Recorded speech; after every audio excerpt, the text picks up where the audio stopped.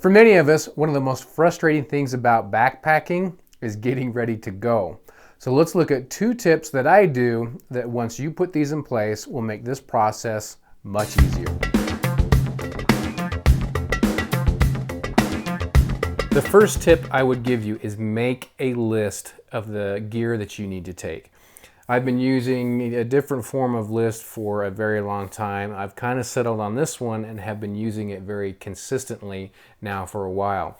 This will provide you a map, so to speak, of helping you gather the gear you need and avoid this. Squirrel! Because I am very prone to becoming distracted when I'm trying to gather all of this stuff together. Now, the way I have this set up is I have it set up in different categories. And I have a master backpacking list. Under each header, I have all the items that are associated with that. Now, this master backpacking list is not going to be the same every time. So if you're looking at it and you think, man, that looks like a lot of stuff, it is. But I don't take all of this stuff with me on every trip. What I do is I use this, I copy and paste into another format so I don't accidentally save over my master backpacking list. Done that before.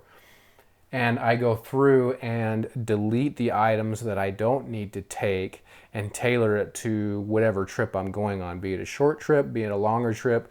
Is it a trip up in the snow or is it down in the desert?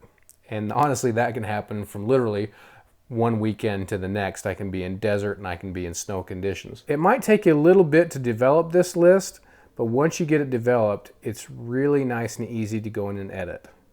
Here's a quick example. We'll just take the clothing section and let's say I'm going on just a quick overnighter, so I don't need any flip-flops or sandals, which I very rarely bring anyway. I just don't want to take the excess gear or the weight. Hat, rain gear, long johns. Let's say it's dead middle of summer, so I don't need that. Fleece sweatshirt, again, depending on where I go, if I'm going up to high elevation, I'm going to need that with a synthetic long sleeve shirt. Shorts, you know what, it's just, again, an overnighter, so let's get rid of the shorts because I'll just wear the pants again the second day. Socks and boots. So that's just a quick example of how I might go through and tailor this to a very trip specific. After I whittle down the list to exactly what I need given the specific trip that I'm going on, I print off the list and use that again as my map to gather my gear. However, just because we have this nice list now doesn't necessarily mean it's going to help us if all our gear is scattered throughout the house. So the next tip I want to talk about is gear organization, centralization, and maybe give you guys some ideas on how to store your gear. The one thing you want to really try to do with your gear organization and storage is try to centralize as much of it as possible. Now, a lot of this is going to be dependent on the type of storage you have available to you. Most of us don't have unlimited storage space for all of this gear that we acquire. So you need to get creative. This is how I'm storing some of my things. You can see this is where all my sleeping bags are, as well as my hammock. So to some extent, most of the sleeping equipment is going to be right here. Now, what I've done is actually tied a piece of paracord to a very simple setup. I just put 2 screws into some 2x4s that are in the framework and tied that line across, and then just scrounged up some carabiners that I had either from some climbing that I retired or some small ones that I had laying around.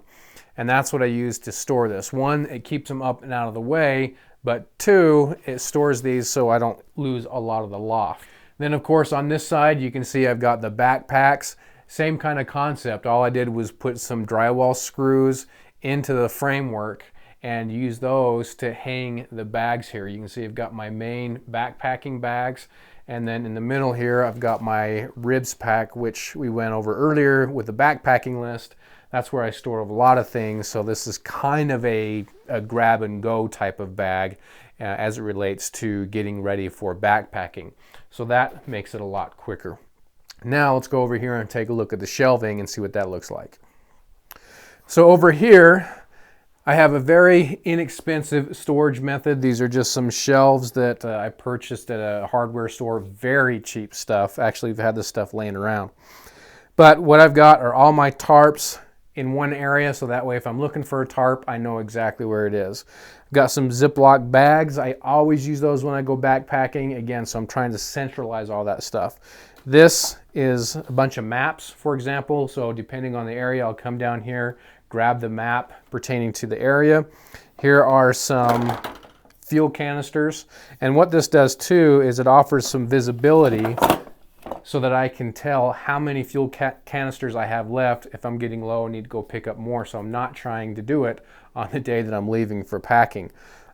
Here's one. I take a lot of the toilet paper rolls that are kind of been used mostly in the bathroom, because these are the perfect ones to take backpacking because I don't want to take a whole roll. So I just grab a few. Again, it gives me visibility of the quantity that I have on hand. Another issue that I didn't bring up is underneath the sleeping bags, I have storage bins. So that way, as certain equipment, such as snowshoes, at least in my area, of course I don't need these during the summer, so it's getting close that I'll put these away for the season. And that just helps declutter what small area you might have. I mean, this is actually where I shoot all my videos, so I've got to try to keep it as clean in here as I possibly can. The big takeaway with this organization method is you don't necessarily have to use what I'm using. This is more, I'm putting this out there more for you to get ideas. What you want to do is look at your gear, look at your organization method and availability, and make it work for what you need. There's a quick look at how I use a backpacking list and storage of gear, organization of gear, to make this process a much more streamlined one than it otherwise is. Hope you guys enjoyed it. Stick around for the next one. Thanks much. We'll see you. Squirrels and lightsabers.